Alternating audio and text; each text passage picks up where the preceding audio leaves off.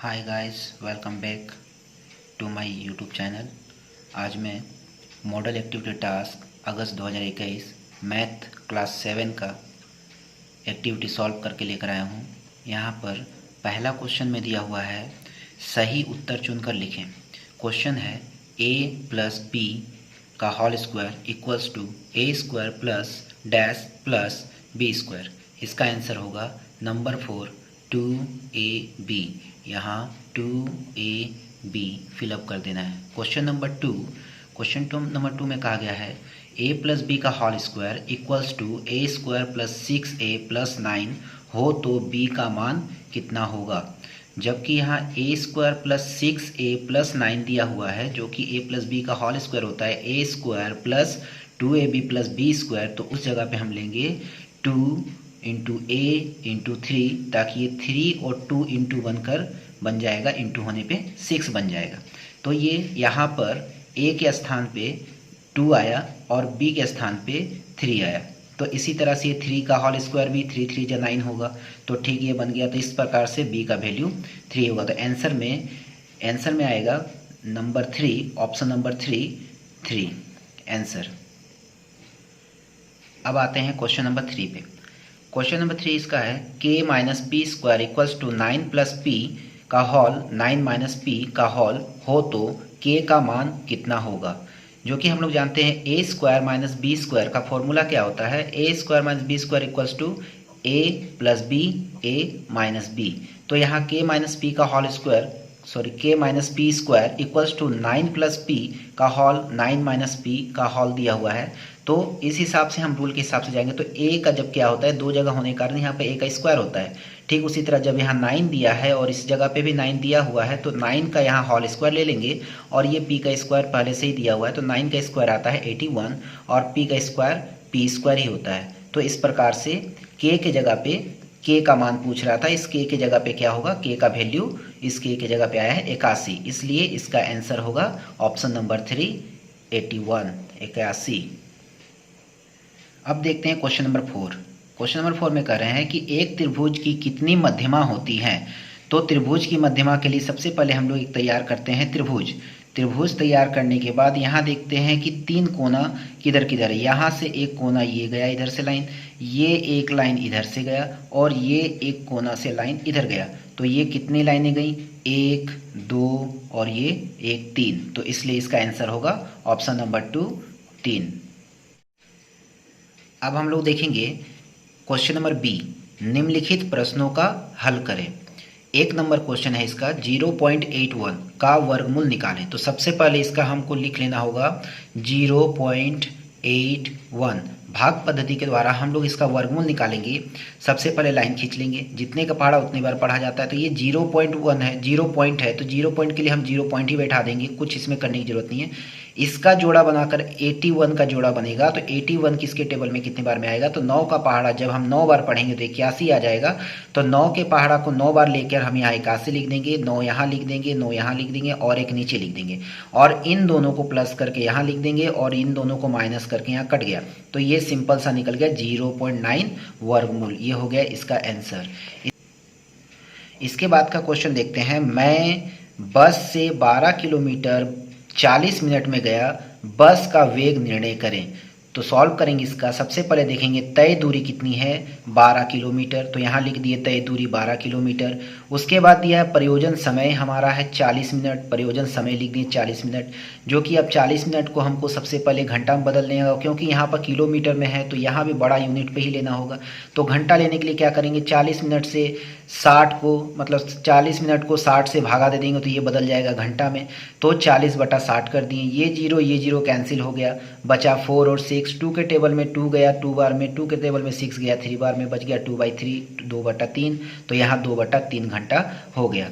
अब वेग का फॉर्मूला होता है, वेग बराबर होता है तय दूरी बटा प्रयोजन समय। तो हमारी तय दूरी थी 12 किलोमीटर, तो यहाँ लिख दिए 12 किलोमीटर। उसके बाद प्रयोजन समय आ गया था हमारा 2/3, तो यहाँ नीचे लिख दिए 2 और ये 3 जाएगा पलट कर ऊपर, तो 3 चला गया ऊपर। अब 2 के टेबल से हम काट दिए, 2 के पहाड़ा से काट दिए एक बार में, 2 के पहाड़ा से काट दिए 6 बार में, कट गया 2 छक 12। अब ऊपर बचा हुआ है 6 और 3, तो इसे गुना कर देंगे, 6 तियाँ 18, 6 तियाँ 18 किलोमीटर प्रति घंटा। ये हो गया इसका आंसर। अब देखते हैं हम इसका क्वेश्चन नंबर 3। क्वेश्चन नंबर 3 में कहते हैं कि यदि x माइनस वाई बराबर 3, एक्स वाई बराबर 28 हो तो x square plus y square का मान ज्ञात करें।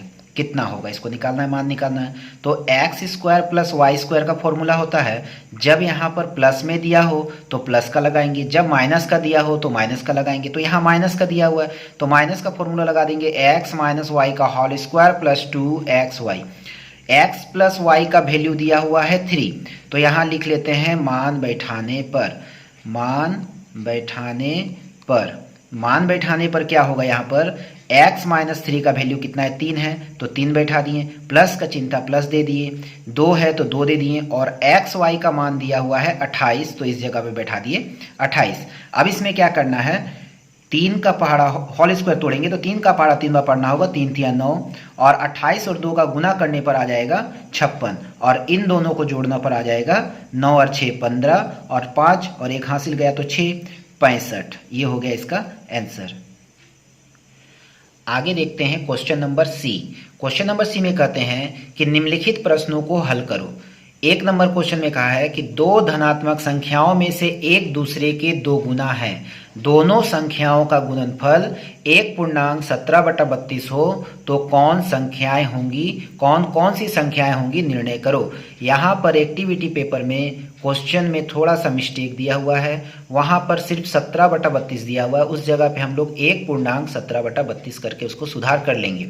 तो इसको आते हैं बनाते हैं, तो इसका सॉल्व में करेंगे। चूंकि माना सबसे पहले जैसे बोला गया है कि दो संख्याएं, दो धनात्मक संख्याओं में से एक दूसरे का 2 गुना है, एक जो है वो दूसरे का 2 गुना है, तो जब हम दूसरे को मानेंगे तभी हम एक का निकाल सकते हैं।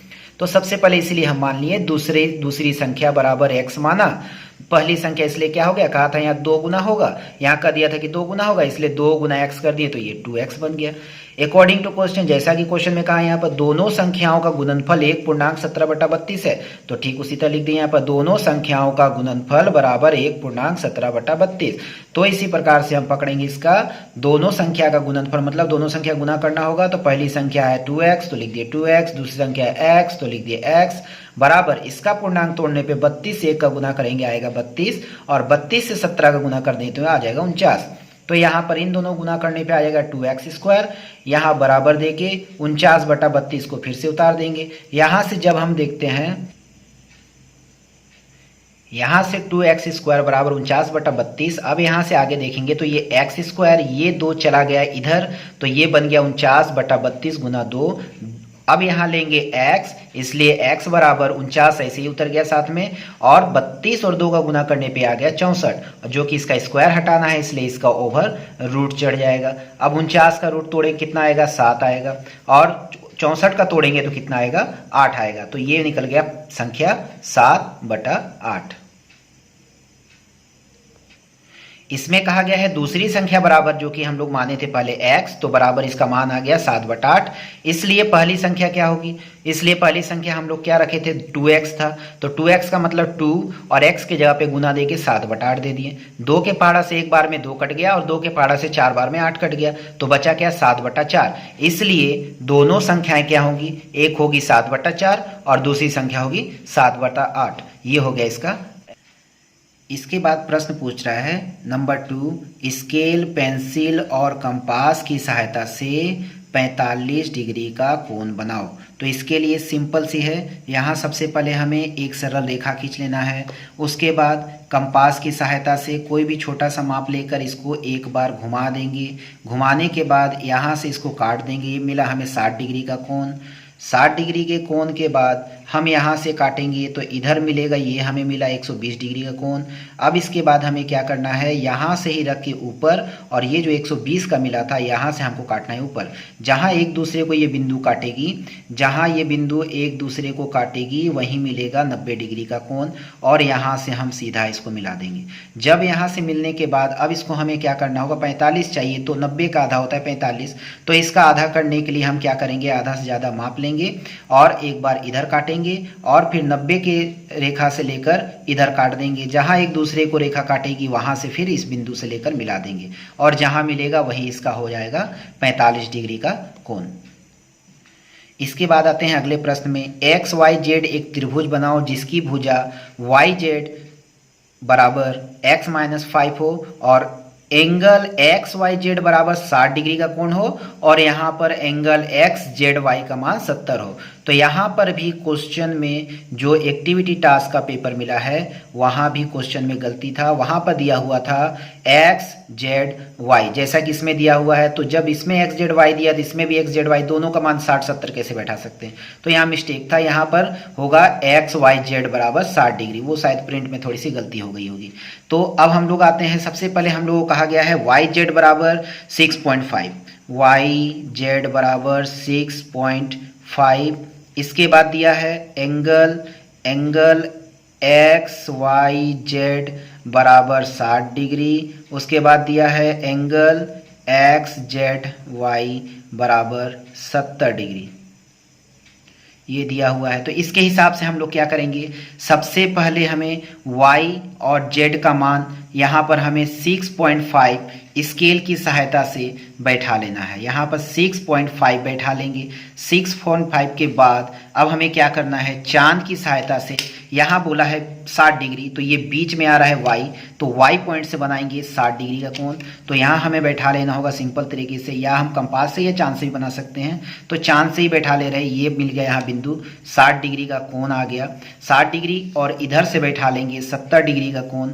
आप लोग अच्छे से बैठा के बना लीजिएगा, ये बन गया 70 डिग्री का कोण। अब क्या करना है, सिंपल सा, यहाँ से हमें लाइन खींचकर एक दूसरे को, यहाँ से एक इधर से लाइन खींचकर और एक इधर से लाइन खींचकर हम लोग को मिला लेना है, और जहाँ एक दूसरे को काटेगा वहाँ पर हमें x लिख देना है। तो ये हमारा त्रिभुज बन जाएगा x y z।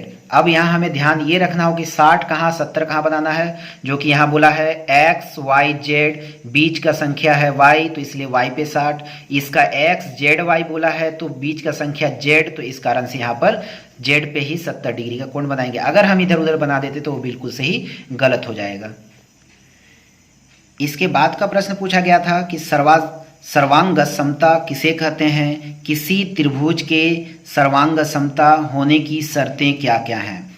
तो यहाँ सॉल्व करेंगे, आंसर में होगा, दो ज्यामिति क्षेत्र से एक को हटा या घुमा या दो तरफ से एक दूसरे के साथ संपूर्ण रूप से मिल जाने को सर्वांगसम कहा जाता है। इसे सर्वांगसम कहते हैं, ये नहीं है, इसे सर्वांगसम कहा जाता है, और उस धर्म को सर्वांगसमता कहा जाता है। जो सर्वांगसम का जो धर्म होगा उसे ही कहेंगे सर्वांगसमता।